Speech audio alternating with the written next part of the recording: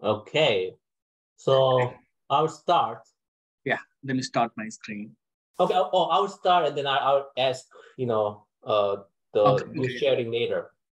Okay, so good morning, afternoon, evening, 홀라, 할로, 봉주르, 올라, 니하오, konnichiwa, 안녕하세요, and hello all, and welcome and thank you for joining us, the 45th seminar, and I call it Cell Systems Day. This is a rare week for me this summer without any seminar trip. I finished it, as some of you know, my 10 weeks of seminar trip to give 25 talks last week. I will resume my trip again to attend the SIMB meeting in San Francisco next week, probably much cooler than my home right now, and to give an invited talk.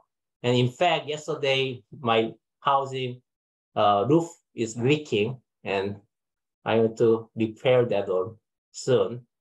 It is also great to spend more time with my family at home. Okay, it is my tremendous honor to introduce very briefly our pioneer speaker today, Ernesto, Dr. This is challenging to pronounce his last name, Andrea Andro. He does not need any introduction because we all know him. He is an editor of Cell Systems and a big supporter of synthetic biology for many, many years, since synthetic biology become, a new field, decades ago, actually 2 decades ago. With his self-pressed journal, he has supported many synthetic biology papers and collected even voice spatial issues from many young researchers. And I had the honor to write a short voice article many years ago. So I'm so grateful, and then the community very, very much thank him for his great contribution to the community. Nestor, the virtual podium is all yours. Thanks so much again for your time as well as your commitment and contribution to the community. Thank you. Thank you so much, Taisak, and I really appreciate you inviting me to this. I guess I'll start with a little bit about me. I started out as a biochemist, biophysicist. I went to grad school with Tom Pollard, worked on actin cell motility, decided to go like 180 degrees and do a postdoc with Ron Weiss. That was my introduction to synthetic biology, and Ron taught me engineering. It was really wonderful to kind of open up my eyes like that. When he moved to MIT, though, I stuck around Princeton because this was back in the Princeton days, and did a postdoc with Mark Rose in yeast mating pathways. So I learned some genetics also. So I've had this kind of broad research experience, and I think that made me a really good candidate for scientific publishing, because we typically read all sorts of stuff, and we have to make a lot of connections across many different fields. So I started out at Science Signaling, working there, and I realized I wanted to broaden my scope quite a bit, and I got my first job at Cell Press as editor of Trends in Biotechnology. And I think you've all met the current editor of Trends in Biotechnology, Matt Pavlovich. That's a wonderful journal, but I wanted to move back into primary research. So that's why I went forward and for this position at Cell Systems, where I get to actually handle a lot of the really cool systems biology and bioengineering papers. So a little bit about the scope of the journal. There are several different kinds of papers that we publish: approach and method based papers, biological insight based papers, and engineering applications. So it's any combination thereof. And the actual spread of topics we cover runs the gamut in biology, from immunology to cancer, microbiology, development in stem cells, neurobiology, basically anything where you really have a lot of individuals interacting together. You know, we prioritize experimental work, but there's also plenty of computational work and theory and combinations between these. And in terms of systems themselves, I mean, anything from control and dynamical systems to examining emergent properties, multiplex approaches, and anything that can really enable a systems insight too, because we know it's really, really difficult to do that sort of thing without building new tools. And speaking of building, I want to reiterate that we do publish engineering papers, and it doesn't have to be something with the word omics in it. We think about engineering at all scales, tissue engineering, including in vitro models and organoids, microbial consortia, so there's like engineering interactions between microbes, and down to cell engineering, where metabolic engineering and CAR T cell engineering, for example, are good examples of that. Genome engineering, cell-free systems, protocells, and even down to protein engineering and design. So we run the entire gamut, and we publish papers across this entire scale of biology. And in general, about the journal, since we've got so many fields that we cover, there are some that are more saturated than others, of course. Single-cell RNA-seq analyses being one of them. We published great papers in that area, but now that we've published some of those you know, marquee papers, it's time to go beyond proof of principle for areas like that, and dig deeper into biological validation and or industrial or clinical application. And I think in general, work with mammalian and human cells is highly prized, but model organisms are still very important. And we typically, you know, in that area, like papers where you really take advantage of the model system. And I would say that even though we're still interested in biophysical papers, they really need to have like a connection to broader biology. And that's just like a taste of sort of you know, where the bar currently stands in some areas. And of course, this changes with the addition of new discoveries.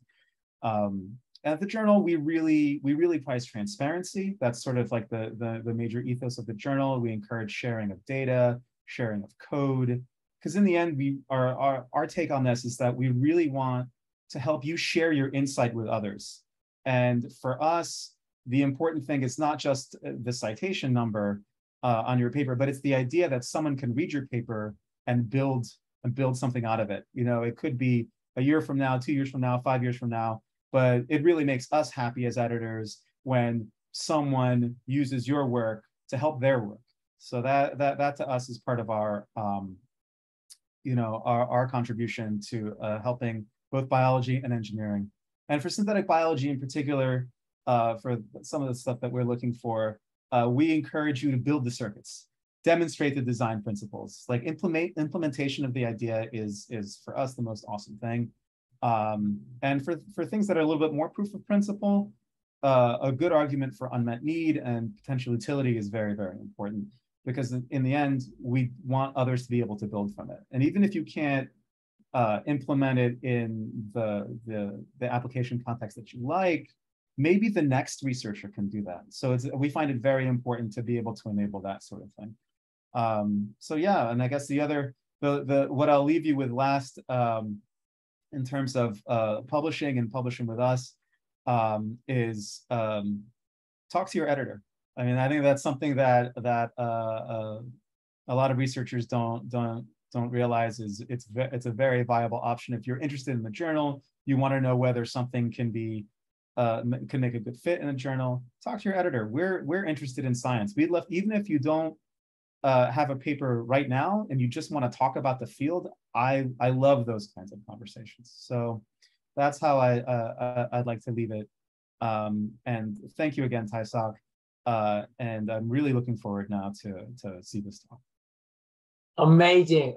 Thank you so much for giving us the insight about your journal and how to publish in your journal.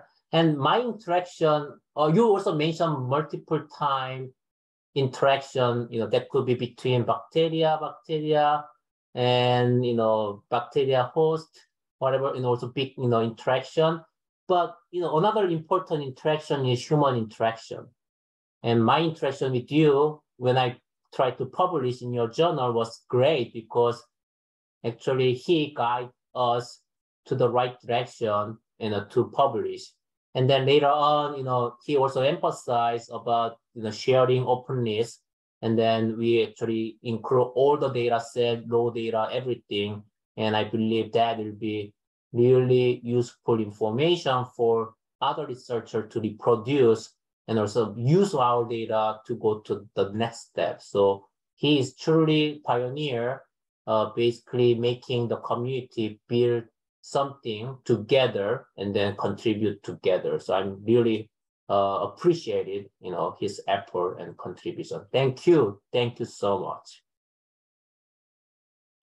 Okay, so now the main speaker of today with a longer introduction, Dr. Siva Somu is working as a postdoctoral scholar in University of Delaware under the supervision of Dr. Brenner, one of my great colleagues. And his work focuses on engineering non-model yeast organelle to expand the production capacity of value-added chemicals. In addition, he's involved in the CRISPR tool development and identifying epigenetics markers in the non-model yeast to expand the strain engineering limitations. During his doctoral research in University of Ulsan, Korea, he focuses on the metabolic engineering of E. coli for the production of GABA using various synthetic biology strategies, such as synthetic scaffold complex and surface display. His postdoc research at NUS Singapore aimed to develop a genetic toolbox for non-model species to produce esters and some other chemical. So he kind of been many places worldwide, and he's well rounded, I believe, in terms of topic of research. And I super great to have him today. So please take it away, and thank you so much for your time. Thank you, Dr. Okay, first of all, thanks, Dr. Ernesto, for joining me, for joining here as a panel speaker, and your various broad aspects will really help me for my project and for the discussion, my career. And the big thanks for Dr. Moon for having the stage, having a platform for the young speaker to have a platform to voice out our research and make the world know about our research and give opportunity available for us. So thank you so much. Let me share. Yeah. Slide. And thanks everyone for joining the session.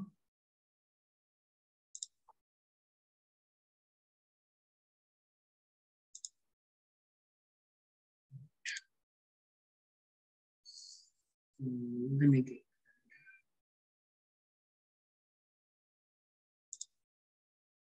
All right, so my research and background. So I'm Siva, the postdoctoral researcher from Dr. Brenner Lab from Chemical and Biomolecular Engineering in the University of Delaware, US. So my core area of research so far from my PhD is been working on metabolic engineering and some of the tools from SynBio and applied in metabolic engineering research to produce value-added chemicals. So let me just go through my past research, a brief, and then I come back with my current work. So basically, the introduction of metabolic engineering, everyone know, is very. I just like this figure a lot, so I just keep it. So this is the very basic definition is design and improvement of the existing pathway. You put some new pathway inside a microbe, and you produce whatever chemical you want, the value-added chemical or fuel or fine chemicals, maybe natural product. And we in metabolic engineering we use the microbe as a cell factory. Apart from traditional factory, we use this microbe as a factory so we can make the like desired product we want by even like changing the substrate source. Start from like glucose, sucrose, or even now we are like going back on like substrate engineering. Like we try to produce, like we try to use like C1 as a substrate to produce our like desired compounds as well. So the basic design of the metabolic engineering, as we know, that comes with design, build, test, and learn. There are like so many addition factors that had been adding like every year in this like chart. So design, like generally you, like we just check the whole like first we choose the like design like the design like organism, and we do like multi-omic study and like the pathway identification, and like then we design like which enzyme we want to put inside and which like whole pathway we want to put, or like native pathway. So then we build in the expression vector, or like whether we want to like integrate in the genome of the host.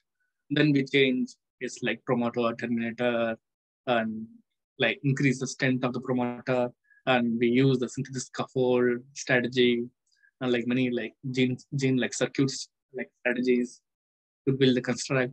And then we test the engineered host in flask culture, and then we go for like the fermenter, and we like analyze it using like GCMS, FID, or HPLC, and then we learn from the result, like how much the writer we got, like how much the strain has been improved, the fold change, and the like flux like analysis, and then we learn from, then we like redesign. So this process has been like simplified like in like recent year because of like library approach. So yeah, this is like a basic primary model of like metabolic engineering study.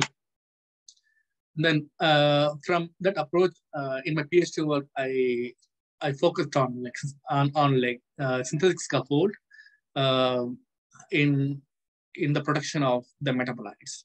So this is like general overview of why we need like synthetic scaffold.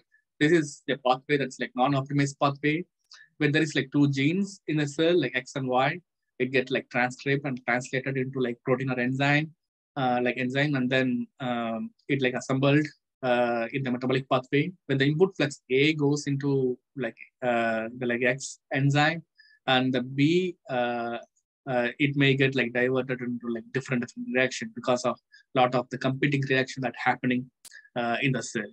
So from the B, the flux will get like reduced, and then the targeted flux of C, like what we obtain will be like way less. So to like tackle this problem, like one of the approach we use that I have used is that I like fused like a domain and a ligand with like two of my gene, and it get like transcript and like translated. And when it get translated, it have the domain and ligand. So this domain and ligand, it binds interaction, so that will reduce the output flux, because it's like this two enzyme got like closely co-localized just next to next, so that would reduce the flux like diversion from the competing pathways. So this work is mostly inspired from like Dr. like Moon's lab. I think in his PhD he published this holding work a lot, like from his lab. So we got his help on like getting those as well. So in my PhD work, I'm mostly focused on like GABA production. So why GABA? So GABA is like used to produce like bioplastic. That's like nylon 4. So GABA is used as like a monomer to build this like bioplastic. And GABA also used in like food industry, drug, addictive.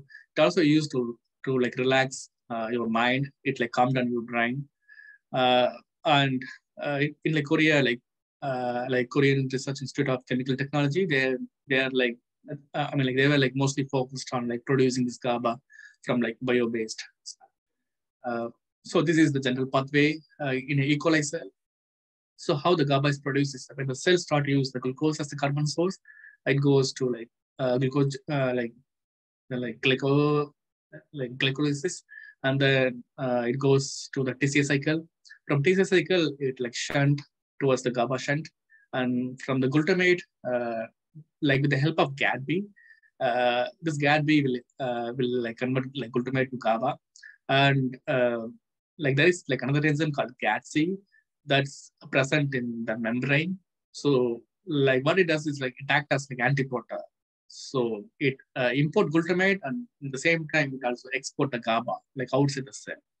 So like what we did is here is that we constructed like the scaffold like complex between the GADB and GADC. So GADB is the enzyme that like decarboxylase the like imported like glutamate into the cell, and it gets like decarboxylated to GABA, and then GABA get like exported out. So this process will happen in the cytosolic space. So to like minimize the like reaction time and space, so we try to like localize like together this GADB and GADC together, like closely. So this is the scheme. So we like closely like co-localize this GADB and GADC with the help of like domain and the ligand. So when the so that means like when we add the glutamate in the cell, the glutamate get imported, and it get like immediately get like converted to GABA, and the converted GABA get like exported outside the cell. So this is like a whole like idea about the work, and we change this GADB, the like enzyme, to like Pyrococcus like Harikoshi and like Neurospora crassa. This is like thermophilic species, and this is like fungal species. So we did like 3 different approaches. So to fuse the GADB and GADC, since I mentioned like GADC is like it's a membrane protein. So we first studied the transmembrane structure of like GADC. Then we like specifically chosen the like loop that present, that projected in this inside the cytosolic space. So this is the like the whole like cytosolic space. This is like outside the cell. So we choose an like N-terminal and like sandwich model, and then we created like C-terminal model. So at 3 different locations, like we fuse the GADB and GADC together, and we constructed like 3 different like plasmid. And then when we like overexpressed the equalizer, so among the tested like N-terminal that shows us the highest GABA, the production of like 5.93 gram per liter, and the like no scaffold, it produced like 3.35 gram per liter. And we also use the same like enzyme fusion, like the enzyme co-localization the strategy in the TCA cycle itself as well. Which so we did like 3 enzymes that present in the TCA cycle, we like assembled with like 3 different like the domain and 3 different like ligand, and we like co-express this plasmid and like this 3 plasmid like together, and it gets like localized, it gets like assembled together, and we made GABA. But here in this work we made GABA solely from glucose. In the previous work we made GABA from like the precursor molecule that's from the like MSG, the monosodium like the glutamate. So from that we use like different approach to make the same GABA. Here we kind of like think in like different way, like what if we what if we like project this like GADB outside the cell, like rather we like express it like inside the cell, this like cytosolic expression thing that we just discussed. We were like thinking of like taking the advantage of like OMPs, that's like outer membrane protein that's present in the like membrane of the cell. So we use this like protein as like anchoring motif, and we fused our like we kind of fused our like GADB in it, and we projected this GADB outside the cell. So when we projected the GADB outside the cell, so whatever the glutamate we add in the like in the cell media, that directly convert from like glutamate to GABA, doesn't have to like enter in the cell and then to the process, and then doesn't have to like export. So this is kind of like the cell surface display technology to make the like bioproduct. So like what we observed here is that it really increased the productivity a lot. So this is like cytosolic expressed, the map, and this is like the displayed one. Like overall, the like final titer of GABA, it was almost close. Like this was like 3 point, and this is like 3.5 gram per liter. But the initial the rate of reduction was so high when we have the displayed cell. So and also this CADV that comes from like thermophilic species. So we also took like an advantage of increasing the temperature, because the industry need like high temperature like the vessels to make the GABA from the glutamate. So if the enzyme is like thermotolerant, will be like very useful for industry to make the high production of GABA. So we tested at different temperature from 30 to 70. So overall, we found at 60 degrees Celsius, we found the highest like GABA production of like 5.4 gram per liter from cell surface display technology. So this was like my like overall work in my PhD, and also I did the same surface technology with to observe the lithium pollutant or like lithium like recovery, since lithium is like the most like problematic stuff now in the environment, since we are using more like lithium like based batteries and stuff. So we try to like eliminate that like pollutant using same cell surface display technology. So we try to absorb the like lithium as well. So that work has not been like published; is still in the queue. And I also produce like malate by using the same the scaffolding strategies. And this is my PhD lab. So I want to like acknowledge my team. This is my like, professor, Dr. Subho Hong, and my like colleagues. Yeah. Yeah, and then I moved for my like MUS postdoc work. So I got interested on working on like anaerobic species. So this is like a non-model the like Clostridium species. So I like majorly worked on like Clostridium bigerenki G117. So this is like isolate that they have like isolated from the Singapore soil, just near from an industries. So this is like so different than like other Clostridium species. So I spent almost like 6 months to optimize that transformation, the whole transformation protocol for this single species. Like even the transformation protocol changes from like species to species. Even I can't use the same transformation protocol for all 3 species. Like even though the like genus is same. So I developed this protocol. So like the major objective of this work is to like produce the to produce ester from the Clostridium species. We majorly focused on like 2 different esters, like butyl acetate and butyl butane. So those global the market it like projected to like 1443.8 million by like 2030, and it has been used in like various industries like cosmetic, like on perfume, on several other industries. So like why we choose this Clostridium here? So the reason is that it undergoes like 2 different phase growth. Generally, if we grow the Clostridium in like completely like anaerobic, like in a bottle, so first it start to like consume all the like glucose and goes to the general like glucolysis the pathway, and then it start to produce the acetate and like butyrate. That's called like acidogenic phase. So after like 8 hours or so, then the like acidogenic phase it get like triggered and like turn into like solventogenic phase like growth. So in this phase, the same cells start to produce the like solvents like ethanol, acetone, and butanol, and some may produce like instead of ethanol, some Clostridium may produce like IPA, and some doesn't even produce like ethanol. It's just like AAB. So different between ABE and like ABI. So like each strain has like different like nature like producing this like solvent. So since it produces like both like acid and like solvent, we try to take this as like advantage to make the ester like the butyl acetate and like butyl butyrate. So initially we tested our work.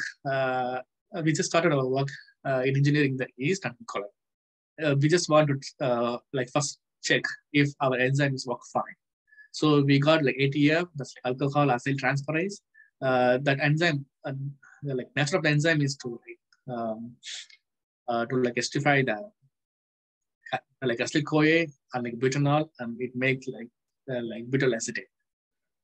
So we have engineered like ATF in both yeast and E. coli, and when we grow the yeast with like glucose, we also added the external like butanol in the cell.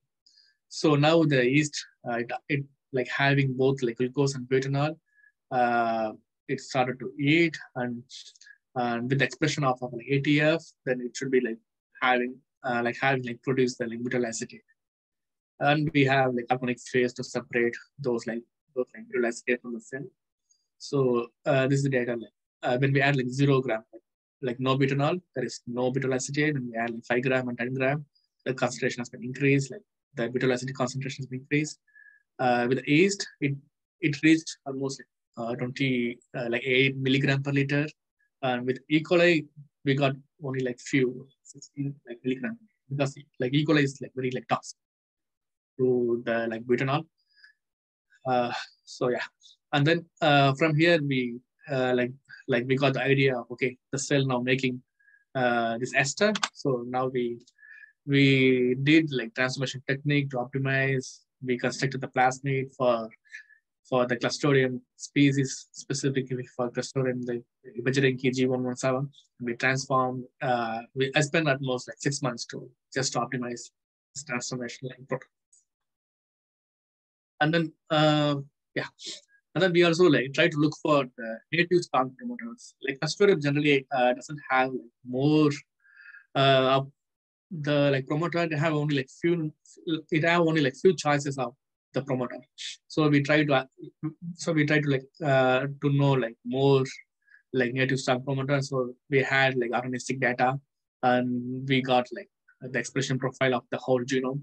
We like identify some like 20 different like target from the RNA-seq data, and also from the major metabolic pathway. From those, we choose like 20 different the promoters. So we took only around like 500 base pair like upstream of the translation start site, and we use those sequence like 20 different like sequences and to have and fused like with our like reporter gene. Here we use the reporter gene as like ILOB. So because like GFP doesn't work here, because like GFP need like oxygen to like work. So this is like Clostridium, so it's really like anaerobic. So we use like light oxygen and like voltage like different,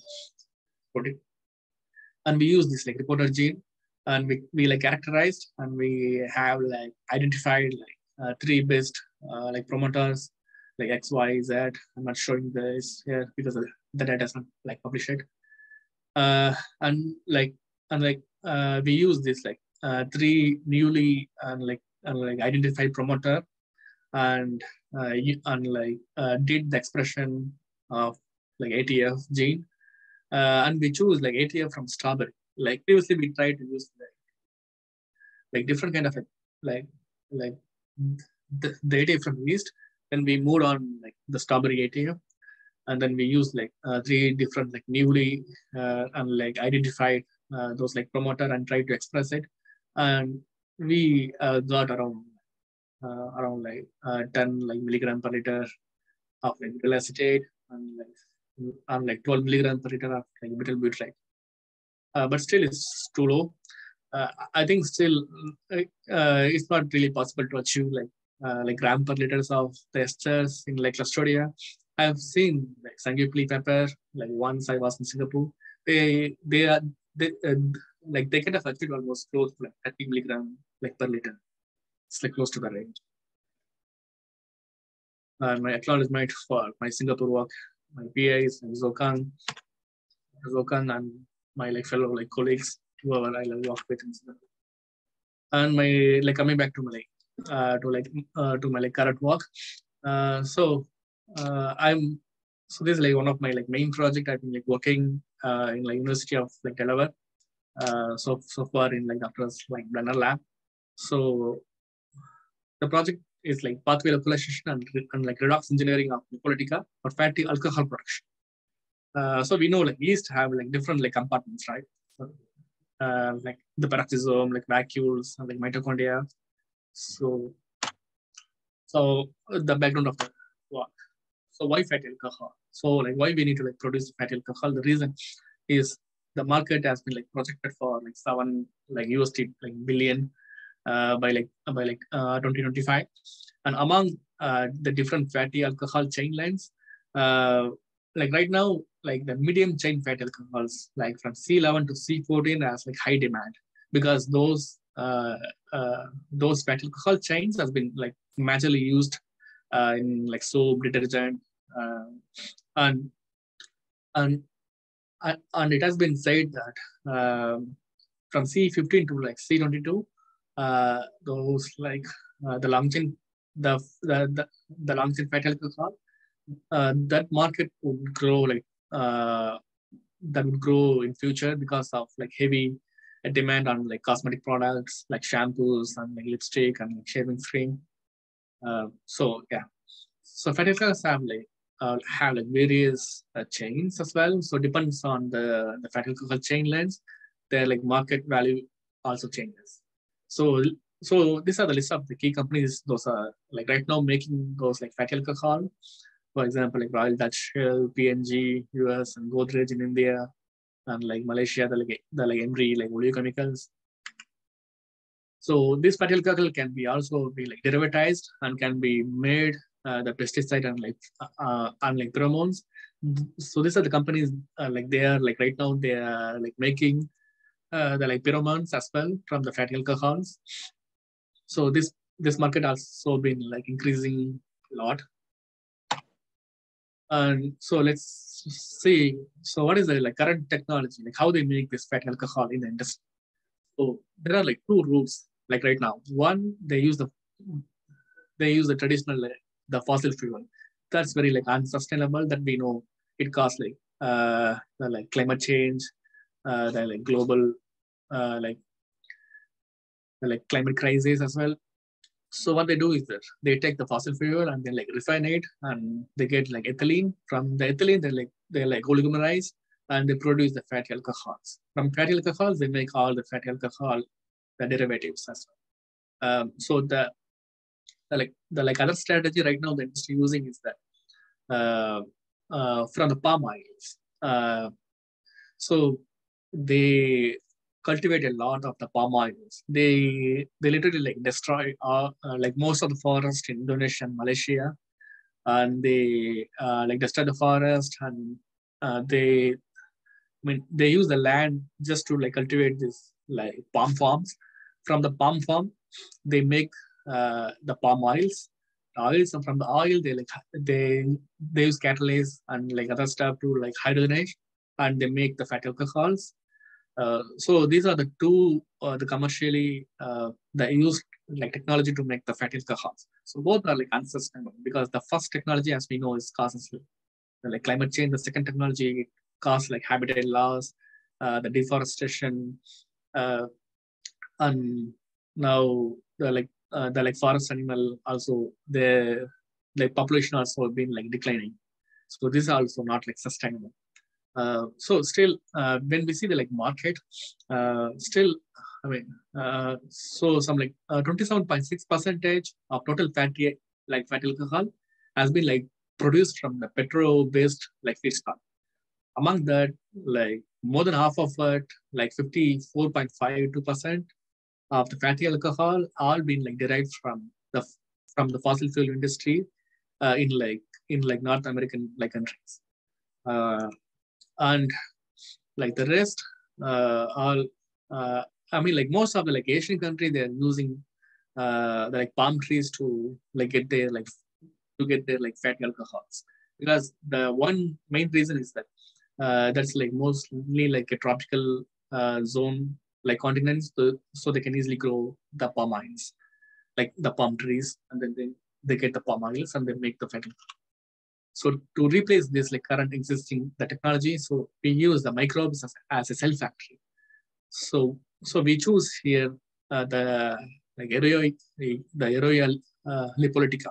So like why Eroia lipolytica? So the reason is that like Eroia lipolytica is naturally evolved to produce like high flux towards the lipid pathway. So the fatty alcohol is derived from the fatty acyl-CoA or like fatty acid. So if we have the high pool of the fatty acid, so we can get like a lot of the fatty alcohol from the fatty acid. So lipolytic acid is the like natural advantage of evolved to produce a lot of the fatty acids. So we choose the like lipolytica, and there are like other like chemicals also being made from the lipolytic as well. So and it is like the clean and like green energy so far we know, and it's like sustainable and it's like non-hazardous and it's like renewable as well.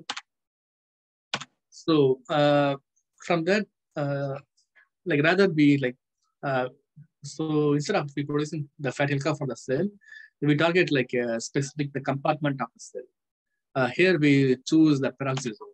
So the reason we choose the peroxisome is that the peroxisome naturally have the beta oxidation cycle. So when a long chain fatty acid or like short chain or like medium chain fatty acid that goes inside the peroxisome, it undergo like one cycle of the beta oxidation. So for example, if C18 the fatty acid goes inside and it get cleaved in the final step of the beta oxidation, and C18 becomes C16, and the remaining 2 carbon has been like reduced as like acyl-CoA, and then the cycle repeats from C16 again it comes to C14, and this is what the beta oxidation does in the peroxisome.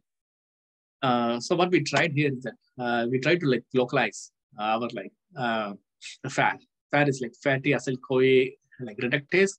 So we try to like target this enzyme inside the peroxisome by using the like signal tag. This is like the peroxisome signal tags. So when we add the tags to the enzyme, this enzyme can go and localize in the specific in the specific organelle compartments. So once it gets like localized, the like fatty acid can get like reduced to like fatty alcohols. So this is for the whole idea of like localizing our like fat enzyme in the like peroxisome. And so in the way we can get like different chain lengths of the fatty alcohol as well. So initially we started our work on like constructing the base strain. So we first like knocked out the like cytosolic competing pathway like FAA. We knocked out and like and then FAO like FAO1 that like reduced from like alcohol to like add to like aldehyde. So we like knocked out that, and we use this as like base strain to construct our build our strains. So these are like the like culture condition, like how we did in the experimental lab. And now the biosynthetic pathway like enzyme charts. So as I mentioned, the fatty alcohol is comes from the fatty fatty acid and fatty acyl-CoA. So so the like FAR the do like 2 steps. The enzyme just like convert to like aldehyde and like alcohol in the same time, and it requires like 2 molecule of like NADPH, like reducing the reducing factor. So we choose like 3 different like enzyme from 3 different species, from like owl and like from like Merinobacter and like from mouse. So we choose all these 3 enzymes, and we also like fused with like different the peroxisome target signals. That's called like AKL, XKL, and like BNIC. So we choose like 3 different PTS1 tags. That's like peroxisome target signal 1, and we choose like 3 different signals and like fused with our like the fat enzyme. So it can get localized inside the peroxisome. So we have constructed in the targeted integration at base of locus using like CRISPR-Cas9 tool. of all this strain construction we have been done only at the target integration. So so initially we started like analyzing the like BNIC like tagged the enzyme. The production was not so great. It came around only like 40 milligram per liter of like fatty alcohol, of the total fatty alcohol. Among the 3 tested enzyme, like TAFIR with BNICL tag has produced like 40 milligram per liter. Like others are like lower. And then this is the fatty alcohol distribution chain. Among tested, the TAFIR has been produced the high C16 fatty alcohol. So we picked like TAFIR for our like the work for all other work. So like what we initially tried is that we tried to optimize the media. So from the literature study, we found the like nitrogen starvation is like a key here to have the high accumulation of lipid in the lipolytica. So we optimized at different, we changed the different concentration of like nitrogen ratio, 0.5 to 5 gram per liter. And it shows the improvement, slight improvement at like 1.3 gram per liter with the BNIC tag. And then we tagged at the same enzyme with like AKL in the optimized media, and the same enzyme with BNIC in the optimized media.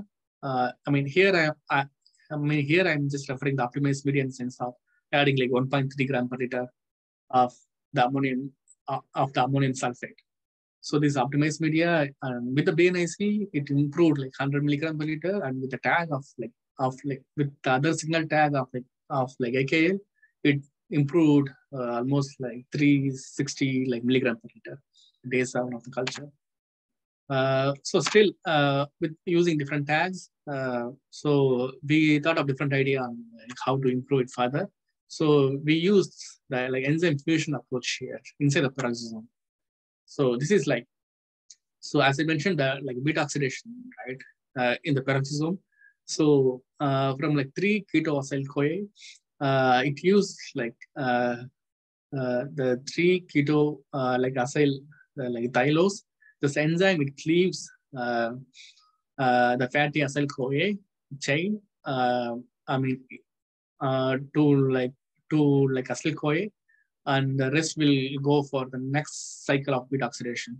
So here we tried, I mean like we have like fused, we like physically fused the like FAR with the 3K80 like close together, like next to next. So the reason is that so like for like every the beta oxidation cycle, the produced the fatty acyl CoA, it was competing for its next beta oxidation cycle. So to minimize this like competing cycle factor, we have closely like co-localized our like FAR enzyme next to the native 3K80 enzyme in the beta oxidation cycle. So once we like localized next to next of the 3K80, that means like, yeah, and it start to make like high production of the fatty alcohol that went to like 800 milligram per liter, and we use like 2 different linker here to attach to like physically attach the like 3K80 with the FAR. We use like GS linker, and we use like a rigid linker. Among the 2 different linker, the like flexible linker, the GS linker showed has the improvement in the fatty alcohol rate. And we also tested the fatty acid like profile. So it like from the cell, like C16 and like C18 and C18-1 got high amount in the like it got high in the cell. And this is like without like, why is it here? I mean like non-optimized media and optimized media. So in the optimized media really changed a lot here, and also the like localization, like the proximity of like a FAR with like inside the peroxisome, it also changed a lot of the like fatty acid production. So you want to like confirm like whether it really like localized in the peroxisome, it's like are we really getting this fatty alcohol from the peroxisome or not. So we use the same like 3-cat enzyme and fused like instead of using with FAR, I fused with like GOP. This like control that's like GOP expressed in the cytosolic space, the yeast cell, so it glows all over the cell. So this is supposed to only like localized in the peroxisome. This is a one single yeast. So this all this bright spot are like the peroxisome. So when so it will like tell us if the 3-kat really helps the GOP or like FAR to localize in the peroxisome or not. So it really like tells us it really like it really like get into place in the peroxisome. So yeah, and we analyze the like 3-kat sequence. It has we found it has like the PTS2 signal sequence. So far we did like PTS1 signal sequence. So PTS2 signal sequence, it's very rare to find the peroxisome target signal 2. So now we want to know, is this like fatty alcohol improvement it caused because of the PTS2 signal sequence, or it's really because of the like close co-localization or like the proximity of the enzyme? So yeah, so we just like fused the PTS2 signal from the 3-kat, just the signal sequence alone, and fused with like the like TFA, and we did like the fatty alcohol the production test. So this PTS1 signal sequence with the fatty alcohol, and PTS2 it actually like lowered a lot. So fusion really helps on making like improved fatty alcohol titer in the peroxisome. It's not just the PTS2 signal. So it's the fusion strategy that helped. To further improve the fatty alcohol titer, we did some redox engineering. It's just like how in industry, if you want to like improve the titer, for example, you just take a like vessel. In the vessel, you make the fatty alcohol. So if you want to improve the titer, you add like a lot of the catalyst in the vessel, and you like increase the temperature or like industrial process. We do that. Like similarly, now we are making the fatty alcohol in a specific organelle in the cell. That's inside the peroxisome. So to increase the capacity of the peroxisome, so we did some like redox engineering. So peroxisome it naturally have like and like auxiliary enzyme. So the auxiliary enzyme has the function of like it's like helping the other gene. So this is the only identify enzyme that make the reducing power inside the peroxisome. That is like NADPH. Like since I mentioned, for FAR to act, it need at least like 2 NADPH. So we thought, okay, is there any like limitation of having the having the cofactor inside? So we quickly like tested with the addition of isocitrate in the culture.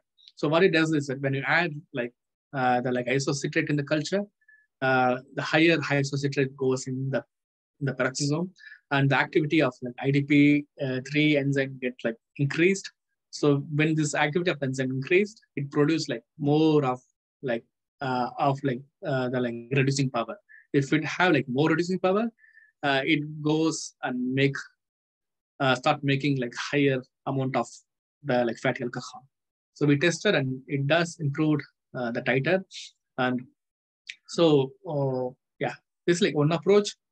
And like overexpressing. So now we like molecularly we overexpressed this IDP3 enzyme in the peroxisome. So it has the increased function. This increased function leads to increased like the production of the reducing power. So it leads to making like higher amount of the fatty alcohol. The other strategy we used to have like NADH kinase. So we shortlisted like 3 different like kinase, and from that we choose like the POS5 because it has like lower lower like the Km value that comes from the yeast. So we choose this POS5. So the reason is that in the native beta cycle, each cycle it produces like one molecule of NADH, and it also have ATP inside the peroxisome. So if we like overexpress the POX5, the kinase, so this NADH and like ATP can form NADPH. So this is like very important cofactor to make to act for like a FAIR enzyme, so we can make like fatty alcohol. So we choose like POS5 from like Lipolytica. It's the same like native gene, but I have like truncate because the POS5 has the like mitochondrial signal tag sequence. So I like abolished the tag signal and I just added the peroxisome targeted signal and like localized the peroxisome, and so we can further improve the like NADPH pool inside the peroxisome. So what it leads is that so it does improve the titer a lot. Like it reached to like 1.4 gram per liter of the fatty alcohol with the PTS1 signal of a scale tag. And the BNACL tag, like since I mentioned, I initially started with my BNAC tag with my like FAR. Like here also, like we're getting like reduced the production of the fatty alcohol. So I did like some like supplement experiment. I like figured out the BNAC itself, it like abolishing the activity of the enzyme. So wherever I add BNAC enzyme with my FAR or different enzyme like POS5 or like any other enzyme, this BNAC tag, it kind of like abolishing the activity or like decreasing the activity of the enzyme because of the long tag. So yeah, and this is like distribution chain of C16 and C18. Interesting factor is that when we like overexpress the POS5, that's like kinase, like NADH kinase, the cells start to like excrete a lot of fatty acid like outside the cell. We got like a lot of fatty acid like just from the media itself. So it accumulating a lot of fatty acid. So that leads for the expression of fatty alcohol. So like additional engineering works are like the peroxisome, like biogenesis and lipase. So here we express like two different like enzymes like PEX11, PEX16. So what PEX11 does is that if we like overexpress the PEX11, it produces like fewer but many peroxisome in the cell. When we express the PEX16, it produce like fewer but larger peroxisome in the cell. PEX11 is like fewer sized but like many peroxisome in the cell. This is like fewer number but like larger size of the peroxisome in the cell. So tested the PEX11 doesn't help us much, but like PEX16 has helped on increasing the titer of fatty. And we know that like lipase. So we know the cell have the TAG, the triacylglycerol in the cell. So we try to like overexpress like TGL4, the gene. When we overexpress the TGL4 gene, the lipids get like cleaved and we get like more free fatty acid pool in the cytosol. So once we get like more free fatty acid pool in the cytosol, that can like enter in the like peroxisome to make our like fatty alcohols. So yeah. So the fatty alcohol also improved with like day 5 and day 7. This is like total the titer, the TGL4 like overexpressed.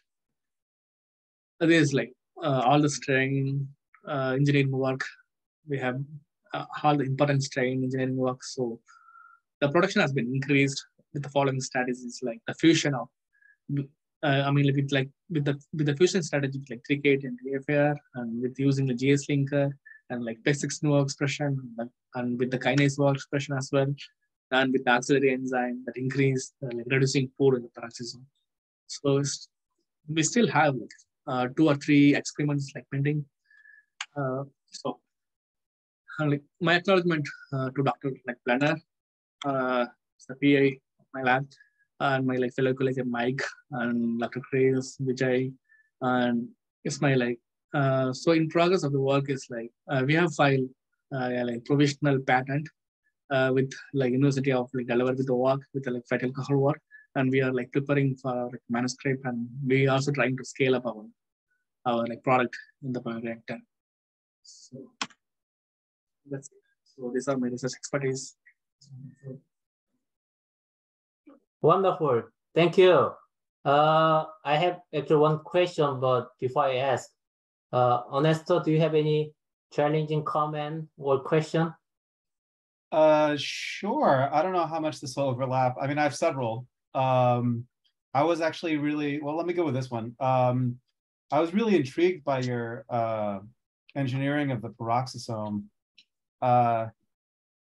I mean, how robust is the peroxisome to sort of making all these changes? Because you're deleting genes, you're tethering things inside of it, and I'm sure that will change the physiology a little bit. But I also noticed that when you were modifying the biogenesis of peroxisomes, you had like either all the little ones or one or like multiple. Is it possible to have just like one giant peroxisome in the cell? Would that actually help the reactions more? Yeah, that's a good question, Dr. Ernesto. Yeah, I'm not sure if like anyone has been tried just like one giant peroxisome, but there should be some way to approach the area, I guess. But so far we known that the like PEX16, like overexpression of PEX16, it increases the like sizes of the peroxisome. So yeah, we have tried with that as well. And like main reason we use the peroxisome is to have the chain shortening. So as I mentioned, like it has like native the beta oxidation, the cycle. So for each cycle, you get like different chain lengths of the fatty acid. So when we get the different chain length of fatty acid, so we also get the different chain length of the fatty alcohols as well. So the peroxisome it really like have a novel like advantage of like producing the different chain lengths of.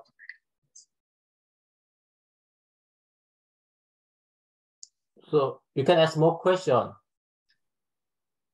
Oh, okay. All right. Yeah, I think I guess it's something a little bit more general. I mean,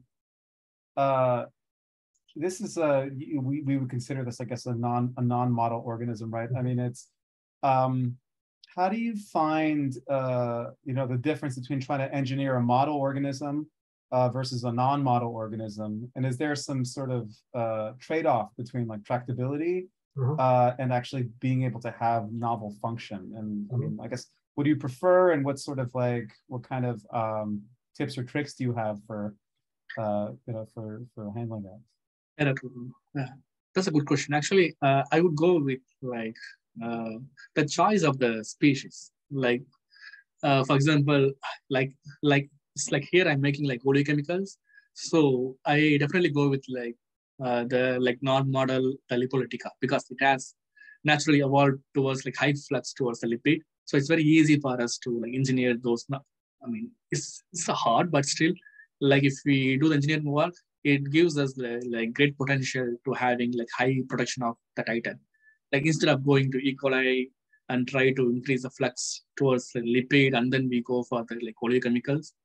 Yeah, I think like more and more. I mean, if we develop the tools for more and more for like non-model species, the potential is like very vast. Yeah, I agree. I mean, actually that is actually right timing for my question. That's a little bit more challenging or general. So my question is basically, I believe, I mean, after 22 years of synthetic biology and more than 30 years of metabolic engineering, I think it is really time to translate the basic or applied study into commercialization.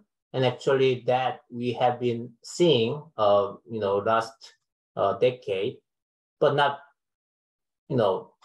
not enough, I would say. However, it's very still challenging due to many aspects, not only technological. I mean, that would be, non-model versus not, model organism, but also economical and societal issue. So could you kind of comment on this point? Because I just wanted to hear from you, because you are working on this for many years. Okay, Dr. Mohan. Yeah. I think here like various factors have been involved. Like many of the like metabolic works doesn't really like translate to industries. It just go for the publication, and also the government push has to be like increased like politically, I guess. Like if the government they push the industry to move from fossil fuel to like bio-based industry, and they put like more kind of like a carbon tax, like stuff like that. So like I think like more and more startups would like create. And so far from interaction with like other like startup people, like what they say is that the industries are not like ready to invest or replace their like existing like technology they have like right now like in their setup. So they want like government to give them fund or something like that. So I don't know like how long it's gonna take, but I think it's been like I mean like we've been like achieving a lot with using like metabolic engineering. It generally like when it comes for like natural product, like the pheromones and like hormone stuff, like small drug molecule, uh, the industries are so interested in that. Like smaller product and it has a huge market. So the kind of industries they are like really like growing faster than the traditional like value added chemicals. Okay, wonderful. So any other question, Ernesto? Or Sure. I was just wondering in general also about metabolic burden. Is that something that you can measure typically when you're engineering something like a lipolytica? And are you optimizing to reduce it, or is it just something where it you can ignore that aspect? You asked about like metabolic the burden, right? Okay. Yeah, definitely it's a thing. Actually, I haven't shown my slide here.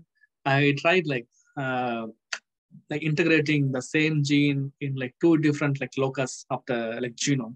I expected the title would go increase, but it went opposite to me. Title was like declined to me.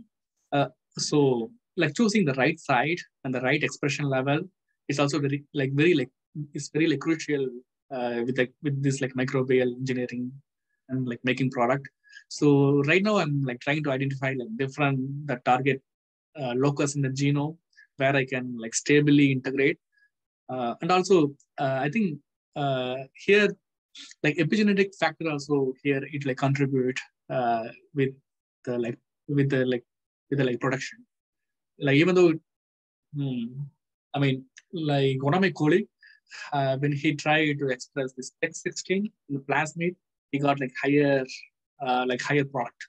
But when he tried to integrate the same P16 in a target in the targeted the locus in the genome, the expression went down. So we've been still like debating with this epigenetic factor, like what are the epigenetic the mark that surrounds in the like specific target that involved in the like repression or activation of the gene. So we need to like identify those those like epigenetic markers as well to have like a stable expression string.